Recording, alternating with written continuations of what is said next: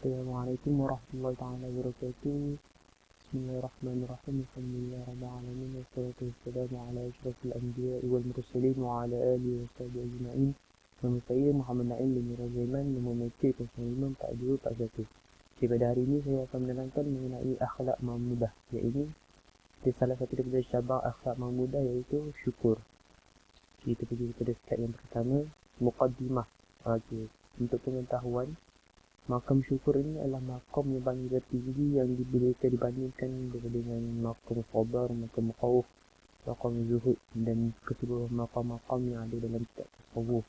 Maka kedudukan syukur adalah yang paling tinggi, maqamul aliyah. Okay, berdasarkan dalilnya berdasarkan firman Allah, qala Allah Ta'ala wa qalilun min ibadish syakur, dan paling sedikit dari kalangan hamba aku yang bersyukur. Dan yang kedua, la in syakartum la azidannakum, dan bagi siapa yang bersyukur kepadaku maka aku akan tambah nikmat kepadanya. Washkuru li wa la takfurun, dan bersyukurlah kalian kepadaku, jangan kalian mengkufuri nikmatku. Dan bersetengah hadis Nabi sallallahu alaihi wasallam, qala an-nabi sallallahu alaihi wasallam, li ta'ami syukru manzilatu sha'imi sha'imi qadir 'inda Allah. Dan orang yang makan dan orang yang bersyukur kedudukannya seperti orang yang berpuasa dan orang yang sabar di sisi Allah. Maka di hadis ini menunjukkan bahawa kedudukan syukur adalah yang terpaling tinggi dibandingkan dengan makam-makam yang lain. Dan di sini saya datangkan satu kisah Nabi SAW. Nabi Muhammad SAW pernah menangis ketika dia solat tahajud. Dan ketika itu Sayyidatuna Aisyah radhiyallahu anha datang kepadanya dan bertanya, kenapa kau menangis wahai Rasulullah? Bukankah dosa kau telah diampunkan yang terdahulu dan kemudian? Maka Rasulullah SAW menjawab, tidak bolehkah aku bersyukur dengan apa yang ada? Maka Nabi SAW bersabda bahawa di akhirat kelak akan dibangunkan satu golongan yang digelar sebagai Al-Hammadun, dan akan diberikan satu liwat, iaitu bendera kepada mereka, dan mereka akan masuk ke syurga. Okay. Kisah ini menunjukkan bahawa orang Al-Hammadun itu, maka ditanya siapakah Al-Hammadun, maka Nabi SAW menjawab, Al-Hammadun adalah orang yang bersyukur ke atas setiap nikmat apa yang Allah berikan kepadanya. Okay. Kisah ini menunjukkan bahawa tingginya kedudukan orang yang bersyukur kepada Allah. Dikutkan dengan dalil Quran itu, qalilun min ibadish syakur. Jadi itu adalah muqaddimah. Kita pergi kepada syukur min maqamil aliyah. Okey, syukur ini dapat dibahagikan kepada 3 rukun yang asas. Ini tanpa 3-3 ni syukur itu tak akan terjadi. Yang pertama adalah ilmu, yang kedua adalah hal, yang ketiga adalah amal. Ilmu, hal, keadaan, amal adalah perbuatan. Kita pergi kepada yang pertama, rukun al-awwal, iaitu ilmu.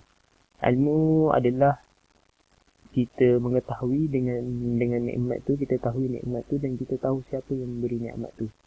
Kerana nikmat keseluruhannya semua datang daripada Allah. Dan dia yang Maha Esa yang memberikan keseluruhan nikmat syukur tu kepada kita. Maka Imam Ghazali pula menyebut, iza arafta zatan muqaddasatan, jika engkau tak mengetahui satu zat yang suci dan engkau mengetahui tiada selain yang suci melainkan Tuhan yang Maha Esa, maka itu adalah tauhid. Di sini adalah ta'rif tauhid, iaitu tiada yang suci yang suci daripada zat, sifat ataupun itu berbahas dengan ilmu tauhid. Maka kalau seseorang itu mengetahui tiada yang lebih suci daripada Allah Subhanahu wa Ta'ala, maka ia adalah sebenarnya tauhid.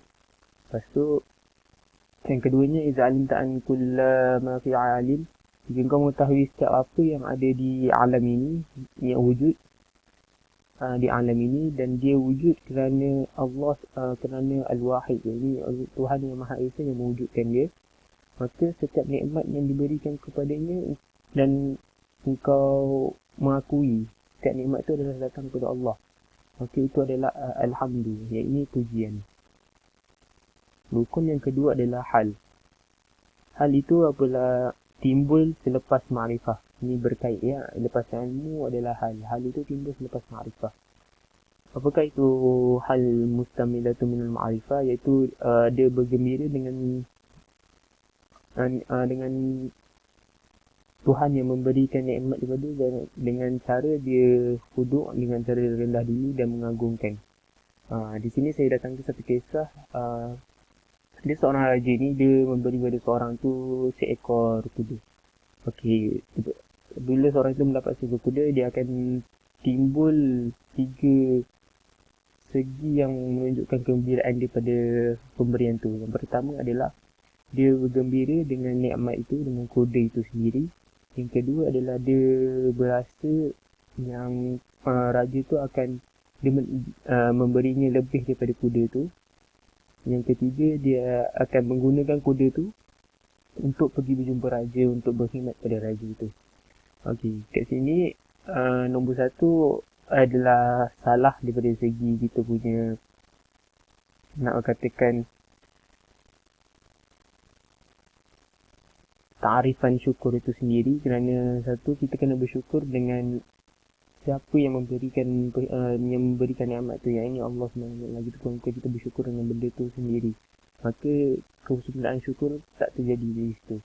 Okay, kamal syukur, kesempurnaan syukur, iaitu dia bergembira dengan apa yang Allah telah melimpahkan ke atasnya daripada nikmat-nikmatnya, bukan dengan nikmat itu sendiri. Itu adalah nikmat yang sebenar-benar, kerana dia adalah wasilah izbi ni'mati tammas salihat. Maka bahkan jika dia menggunakan nikmat itu untuk wasilah, untuk sampaikan dia ilahi kepada Allah, maka itu adalah kesempurnaan bagi perkara-perkara yang soleh. Rukun yang ketiga adalah amal. Yang ini kita kita mempersembahkan. Yang ini kita mengamalkanlah apa yang diberikan kepada kita tu. Ni'mah fi mahabbatillah fi ma'asiyah. Kita menggunakan nikmat tu pada benda yang Allah sukai, bukan pada benda-benda maksiat. Kerana tidak terjadi dengannya kecuali kita taat. Dan kita melakukan perkara-perkara yang Allah sukai, kita tak dapat melakukannya melainkan kita mengetahui hikmah daripada kejadian ciptaan-ciptaannya. Contoh yang saya datangkan adalah ain mata kita pakaikan untuk melihat Al-Quran, sehingga mendengar ayat-ayat suci Al-Quran, lisan menuturkan kata-kata baik, berzikir, kolbu hati kita yakin ya Allah dengan segala pemberian itu semua daripada Allah, maka kita bersyukur dengannya, kita mengamalkannya pada semua keseluruhan amal-amal yang soleh. Itu untuk amal. Okey, tatimmatun akhir sekali, siapakah golongan yang sempurna syukur dia? Okay, kita tahu bahawa orang yang berkemungkinan sempurna syukur dia adalah yang Allah telah cerahkan hati dia, yang telah Allah cerahkan hati dia untuk Islam. Maka dia adalah cahaya daripada Tuhannya untuk melihat segala sesuatu, semuanya adalah daripada segi hikmah dia, daripada segi rahsia dia, daripada segi apa yang Allah sukai padanya. Okay, barang siapa yang tidak, poin yang kedua adalah siapa yang tidak terbuka baginya kesempurnaan syukur, maka dia boleh berusaha untuk mendapatkan kamal syukur itu dengan mengikut sunnah dan batas-batasan syariat. Maka kelak Allah akan bukakan dia pada rahsia-rahsia syukur itu sendiri. Okey, akhirul kalam, wallahu a'lam bissawab.